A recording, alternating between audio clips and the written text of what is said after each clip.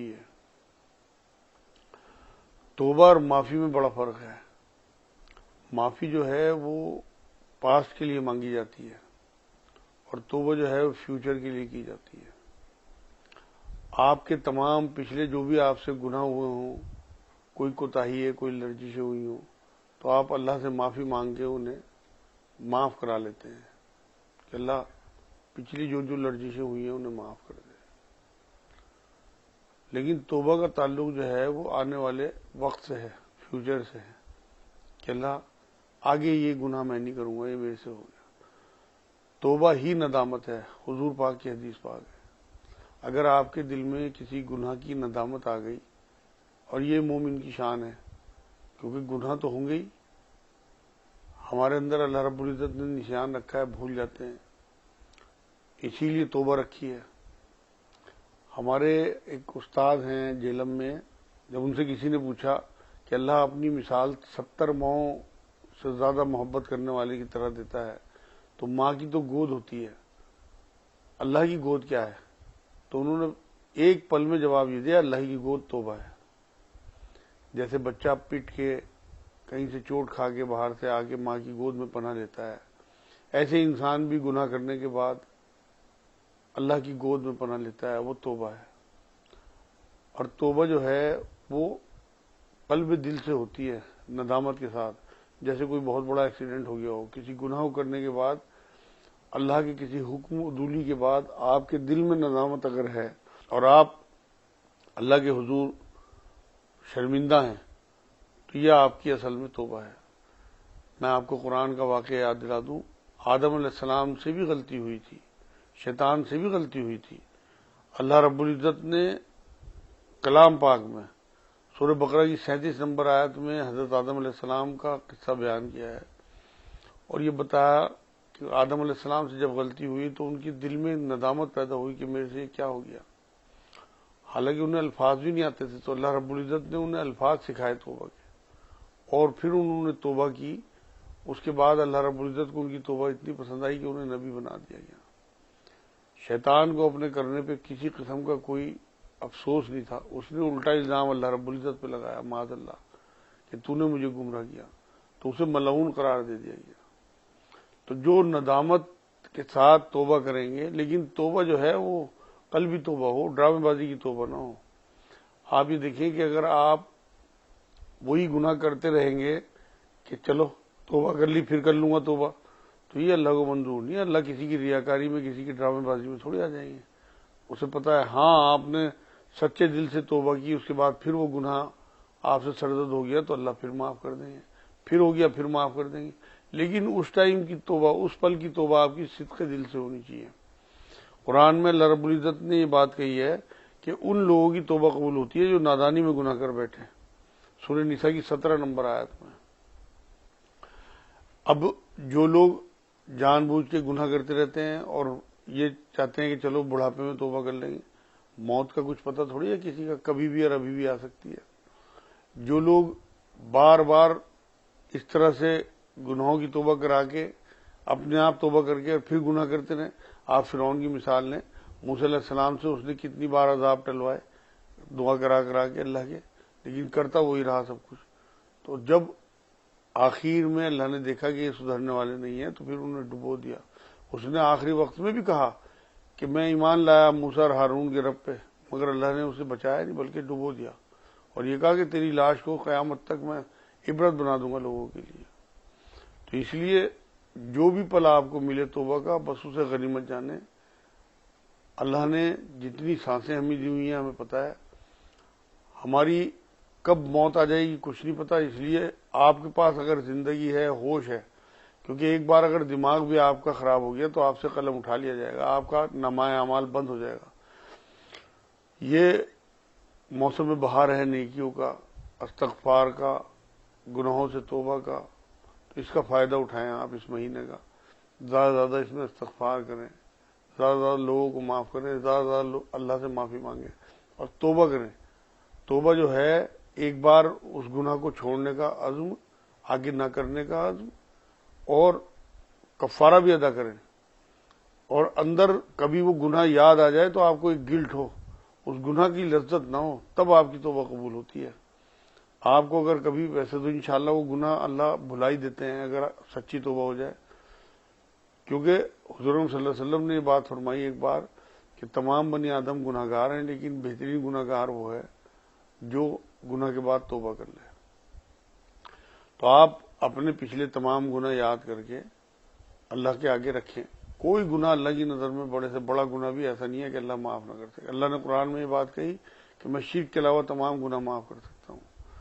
اور سورہ زمر میں تو اتنی خوبصورتی سے اللہ رب العزت نے ہمیں خوشخبری سنا دی کہ اے نبی میرے بندوں سے کہہ دو جو اپنے اوپر ظلم کر بیٹھے کہ وہ مایوس نہ ہو، میں ان کے بڑے سے بڑے گناہ بھی معاف کر دوں گا. تو آپ اس کے آگے جھک کے تو دیکھیں، آپ اس سے مانگ کے تو دیکھیں. وہ بہت غفور رحیم ہے. وہ اپنا انٹروڈکشن ہی غفور رحیم سے کراتا ہے. تو جب وہ خود کہتا ہے کہ میں تمہیں معاف کروں گا، معاذ اللہ، اللہ جھوٹ تو نہیں بولتا. اللہ تو ہمارا خالق ہے، اسے ہماری کمیاں بھی پتہ ہے، ہماری کوتاہیاں بھی پتہ ہیں. تو آپ اس موسم بہار کا فائدہ اٹھائیں اور اللہ کے آگے اس طرح گڑ گڑائیں کہ آپ کے پچھلے تمام گناہ معاف ہو جائیں. دیکھیں اللہ رب العزت نے اسی سورہ نساء کی 18 نمبر آیت میں یہ بات کہی ہے کہ اللہ ایسے لوگوں کی توبہ قبول نہیں کرتا جو برے کام کرتے رہیں. موت کے وقت کی توبہ قبول نہیں ہوتی. یہ میں نے آپ کو بتا دیا. فرعون نے موت کے وقت توبہ کی تھی، قبول نہیں ہوئی. آپ کے ہوش میں جب آپ کے اندر صلاحیت ہو، جب آپ کے اندر سمجھ ہو. میں آپ کو ایک آیت یاد دلاتا ہوں، 4 پارے کی پہلی آیت ہے.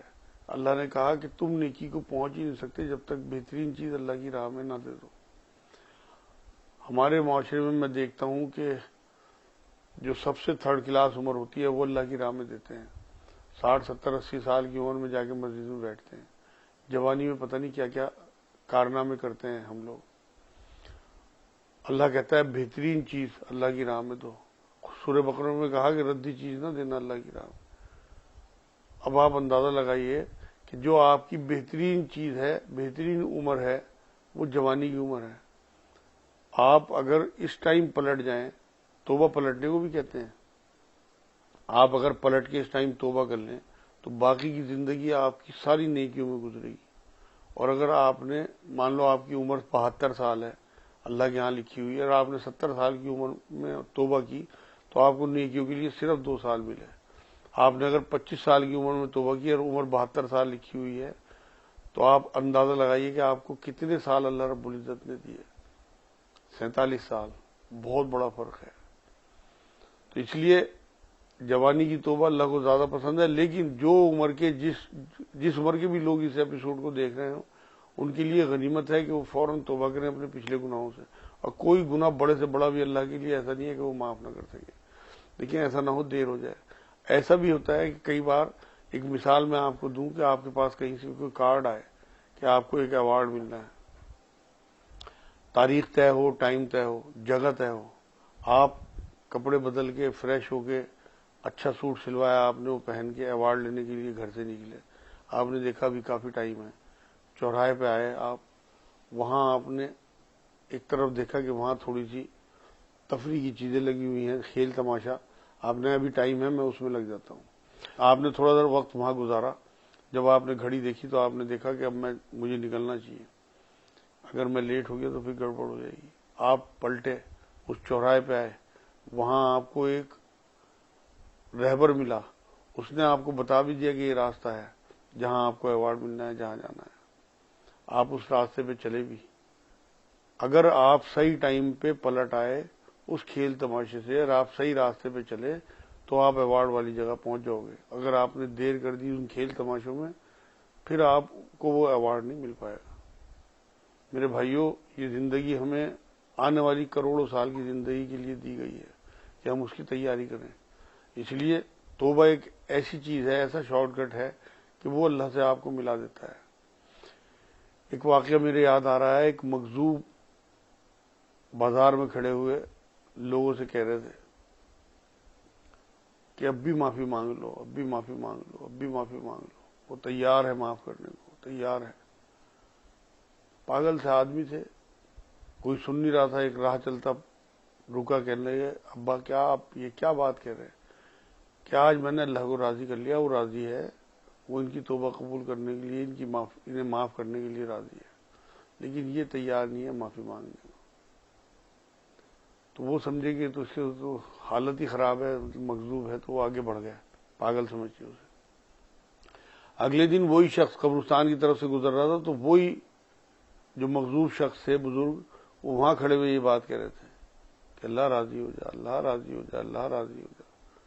وہ پھر رکے، اس سے کہنے لگے کہ یہ کیا حرکت ہے آپ کی، کل تو آپ بازار میں کھڑے تھے، آج یہاں کھڑے. تو اس مغضوب نے کہا کہ کل اللہ کو میں نے راضی کر لیا تھا کہ وہ انہیں معاف کر دے، لیکن وہ معافی مانگنے کو تیار نہیں تھے. آج یہ سارے قبر والے معافی مانگ رہے ہیں، لیکن وہ تیار نہیں ہے معاف کرنے کو. آج میں اس سے کہہ رہا ہوں کہ کسی طرح معاف کر دے. میرے بہن بھائیوں، دیر نہ ہو جائے. یہ مغفرت کا عشرہ ہے آپ کے لیے، بہت اہم ترین عشرہ ہے. رمضان کا مہینہ ہے. اگر آپ توبہ استغفار میں اپنا وقت لگائیں گے، توبہ استغفار کی تسبیح کی ضرورت نہیں ہے آپ کو، تسبیح پڑھیں اس کا بھی فائدہ ہوگا. اصل عمل سے ہے معاملہ کہ آپ لوگوں کو معاف کریں، خود معافی مانگیں، سچی پکی توبہ کریں. سب کو اپنا حال پتہ ہے، ہم کتنی ریاکاری کر رہے ہیں، ہم کتنے ڈرامے باز ہیں، ہم کس طرح سے تقوی ہمارا کیسا ہے، لوگوں کے سامنے ہم کیسے ہیں، تنہائی میں ہم کیسے ہیں، ہمیں سب پتہ ہے اپنا. ہمارا اپنے رشتہ داروں کے ساتھ رویہ، کس طرح سے ہم اچھائی کے ساتھ ملتے ہیں، اور اس کے بعد پھر جب ان کی کسی خوشی میں ہم خوش ہوتے ہیں نہیں ہوتے ہیں، ان کی کسی غم میں ہمیں بھی غم ہوتا ہے نہیں ہوتا ہے. یہ ساری چیزیں ہم چیک کریں اور انہیں بدلنے کی کوشش کریں، کیونکہ عادت بدلنا ہمارے ہاتھ میں ہے. قسمت ہم نہیں بدل سکتے، لیکن عادت ہم بدل سکتے ہیں. ہمارا حال تو یہ ہے کہ ہمارے اندر اتنی منافقت آ گئی، کسی رشتہ دار کا کوئی نقصان ہو تو ہمیں دل میں خوشی ہوتی ہے. ہم اتنے منافق ہو گئے. تو اس منافقت سے بھی ہمیں اسی رمضان میں نجات پانی ہے انشاءاللہ، اور ایمان کی طرف آنا ہے. ہم پتہ ہے ہم کتنے ایمان والے ہیں. تو اس لیے آج سے آپ عزم کریں کہ آپ پکی سچی توبہ کی طرف آئیں گے. بہن بھائیوں، حضرت ابوبکر صدیق رضی اللہ تعالیٰ عنہ نے ایک بار توبہ کے حوالے سے بڑی خوبصورت بات کہی.